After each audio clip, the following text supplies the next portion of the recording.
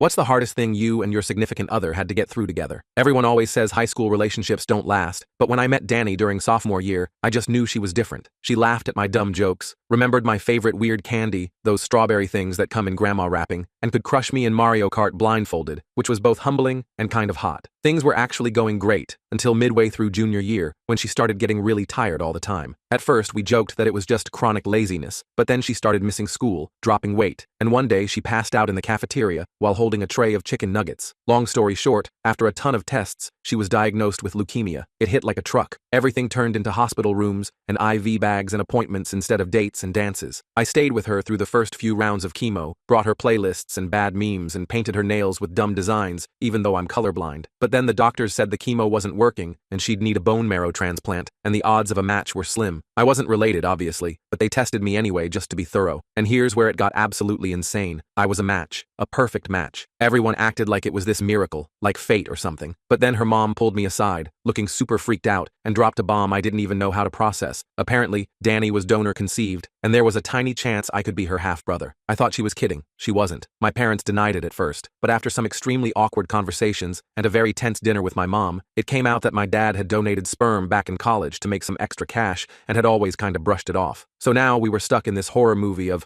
are we siblings or soulmates, and had to do a DNA test before I could donate. The wait nearly killed both of us emotionally. Danny because, her life depended on it, and me because I couldn't even hold her hand without wondering if it was the grossest thing ever. Turns out, we're not related. Thank whatever cosmic power handles that kind of thing. I donated, she got the transplant, and she started recovering. But even after all that, things were weird. Like, we'd both seen this terrifying version of what might have been, and it stuck to us. It took months before we could even joke about it. And when we did, it was dark. Like, remember when we thought we were forbidden sibling lovers? Kind of dark. But eventually, we found our way back. She made a full recovery. I got weirdly famous for a week on TikTok when she told the story in a "my boyfriend might have been my brother but saved my life anyway" post, and now we're applying to colleges together. I don't know what's ahead, but I do know that if we made it through a possible shared DNA crisis and leukemia, we can probably handle dorm laundry.